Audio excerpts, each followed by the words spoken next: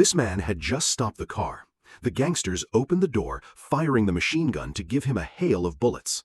After he collapsed, he shot a few more shots to make sure the victim had died.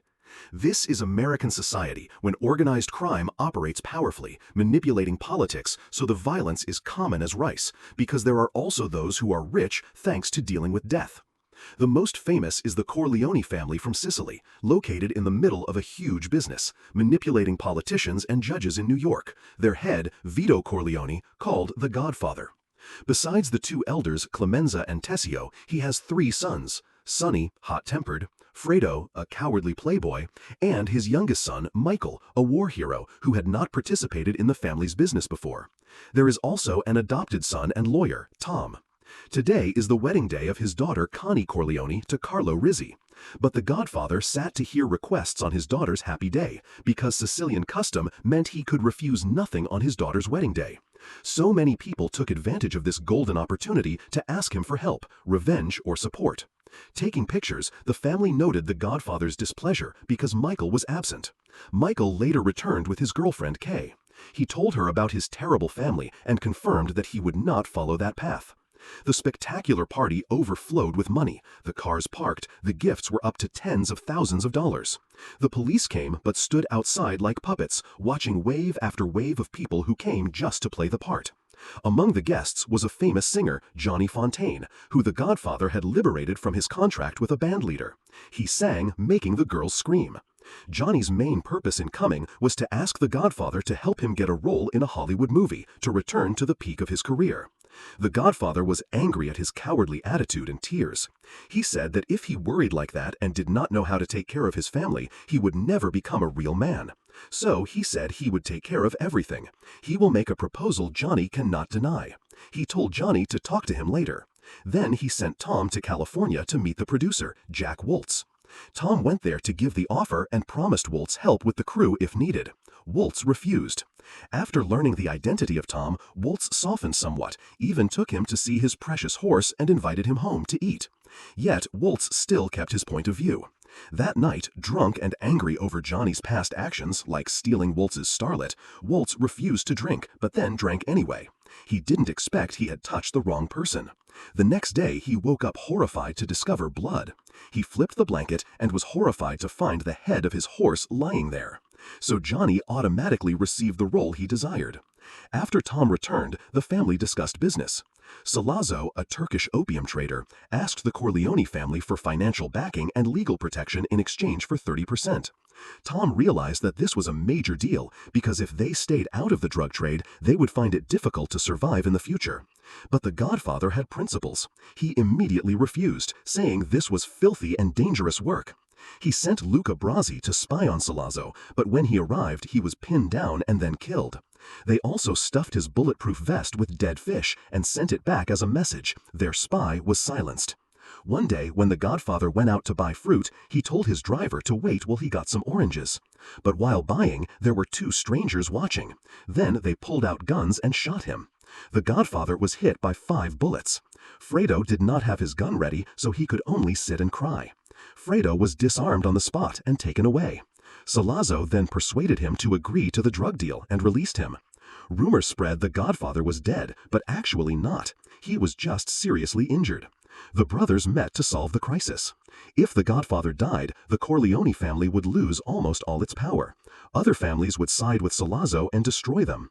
They discussed making a deal, but Sonny, true to his nature, refused to accept it. All his life, Michael told his lover Kay to return home because he did not want her involved in the complicated family business.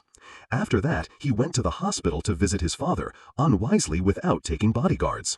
Realizing his father was unprotected, he called home immediately, suspecting another attack. He moved his father to another room. The Godfather was awake but still very weak. Michael reassured his father he would take care of things. Then he went to the hospital entrance, though he always said he would not participate. But the mafia blood still flowed in the youngest son. In the emergency, he knew how to act to escape death. Michael and Enzo the baker visited his father and went to the door. Michael told Enzo to turn up his collar and put his hands in his pockets as if carrying guns. When the enemy's car approached, Michael lifted his jacket as if drawing a gun, successfully tricking them to drive away. Like father, like son. Police cars arrived and the captain, McCluskey, was bribed. He not only failed to protect the Godfather, but also punched Michael in the face and was about to arrest him. Luckily, Tom came to intervene. Returning home, Tom explained the family was facing many enemy plots. He told Sonny to be very careful. The situation grew increasingly dangerous. Michael decided he would destroy the enemy himself. He proposed a plan to kill Sollozzo. To do it safely, since he would be searched, Michael needed to hide a weapon there beforehand, waiting for the opportunity to kill both. After listening, Sonny laughed because talking was easy, doing it was harder. But Michael's attitude was very serious and assertive, so he convinced them. Clemenza gave him a gun that had been taped behind a toilet tank so it wouldn't leave powder traces when fired. He taught Michael how to act and what to do. Michael listened carefully. After finishing the work, they would take care of him right away. Michael just got in Sollozzo's car when he was frisked by Captain McCluskey. McCluskey was still sore and apologized for the hospital incident. They went to a pre-arranged restaurant. Michael had to ensure the safety of the Godfather's interests. But Sollozzo said he couldn't just talk, he wanted to fight. Michael excused himself to go to the toilet. Before going, he was frisked again, but they found nothing. In the restroom, Michael retrieved the hidden gun. Then he walked back to the dining table calmly. After observing both men, when they weren't paying attention, he drew the gun and shot Sollozzo in the temple. He then shot Captain McCluskey twice in the throat. Done, he immediately threw down the weapon and left. Since the death of McCluskey, all actions of the underworld became more visible. Sometime later, the Godfather was discharged from the hospital. The children and grandchildren all came to visit. He did not see Michael and didn't know it was his youngest son who killed Sollozzo and McCluskey. During that time, Sonny was frequently close to Barzini, who had tried to kill his father. Previously, Sonny had also sided with the Tattaglia family. Michael was hiding in Sicily, guarded there.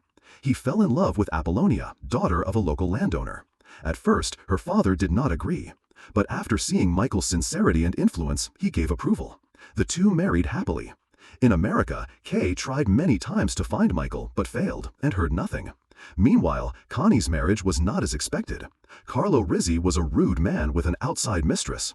While she was pregnant, Sonny came home to see his sister's face bruised. Immediately furious, he went to find Carlo Rizzi. He took a stick from the roadside and beat Carlo savagely, kicking him and warning him there would be no mercy next time. But Carlo was undeterred. Another time, he received Connie's crying phone call. She didn't say 2 words before he drove off to find Carlo, falling into a trap. The outcome was his assassination, as seen at first. Sonny's death was a major blow to the family. The Godfather did not want to repeat the cycle of killing. So he told Tom to arrange a meeting with the other 5 families to end the conflict. He brought Sonny's body close to a burial worker. He left his wife, not too sad seeing her son's body. Someone told him Michael was talking about returning home, and told him to move away quickly. He had the car prepared for his wife to take to her father's house. She sat in it and was about to drive when the driver showed an abnormal expression. Michael immediately realized he was trapped, but it was too late. The car was destroyed by a bomb. At the 5 families meeting, the Godfather proposed reconciliation and promised to ignore everything so business could continue. After that day, he realized everything was orchestrated by Barzini, not Tattaglia. After Michael returned home for more than a year, he met Kay and asked her to marry him. He is no longer an outsider as before. All business was handed over by the Godfather. Clemenza and Tessio plotted to rebel. Barzini was increasingly expanding and making things difficult. Sonny would have taken action, but Michael protested because he did not want more killing. He decided to move the family base to Nevada. At that time, the 2 elders could withdraw. Michael is now the head. Tom was no longer consigliere, but just a lawyer in Vegas. And Carlo Rizzi grew up in Nevada, so he would have work for him later. Michael intended to buy a casino and invite Johnny to go there for entertainment, to attract customers. Though the casino owner, Mo Green, often boasted he wouldn't sell, Michael repeated the Godfather's words. He would make an offer Green couldn't refuse. When Michael offered to buy Green's shares, Green refused, showing a dismissive attitude. He loudly criticized the Corleone family, saying their power was degraded. He told Michael to deal with Barzini. Fredo showed humility and blamed Michael's way. But Michael just said one sentence that shut him up. Don't take sides against the family.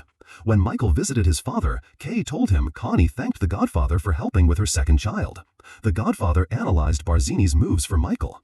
Barzini would kill Michael through a trusted person. He warned Michael that women and children can be careless, but men cannot. Michael assured him he would manage. But the Godfather was still sad because he didn't want his youngest son to follow this path. He had hoped Michael would be different, not become another puppet in the underworld. In the end, the Godfather claimed that anyone who attended the Barzini meeting was a traitor. A few days later, while playing with his grandson in the orange garden, he suddenly had a heart attack and died. Among the mourners, Michael had his eye on Tessio. Tessio approached Michael about attending Barzini's meeting, promising safety because it was in his territory. This confirmed the Godfather's prediction. Michael calculated everything. He decided Connie's son would be baptized. Then he would meet Barzini, Tattaglia, and the heads of the other rival houses. During the baptism ceremony, he silently arranged for his men to kill Barzini, Tattaglia, and the heads of the other rival houses. Were shot dead. After the ceremony, Michael told his family to go on vacation first, and he kept Carlo Rizzi, saying it was important. Michael accused Carlo of setting up Sonny's death and mistreating Connie. Carlo denied it at first, but after hearing that the evidence was all paid for, Carlo confessed. Michael also said he would only punish him by eliminating his position. Carlo revealed Barzini was behind it. Carlo was taken to a car for the airport, but just sitting there, Clemenza used a garrote. Carlo kicked the windshield but died. That is the punishment for a wife-beater and traitor. Connie, after learning the story, was still blind with rage, but later she blamed Michael for killing her husband. Hearing that, Kay also questioned Michael about her husband. Michael asked her not to ruin his business. Then he denied doing anything. Kay was relieved and trusted him completely. But when she went to get wine, she saw Clemenza, Tessio's replacement, kiss Michael's hand respectfully, calling him Don Corleone. In that moment, she realized Michael had become the next Godfather. Today's story is over. How do you feel about this story? Leave your opinion below so I know. And don't forget to subscribe to the channel. Bye!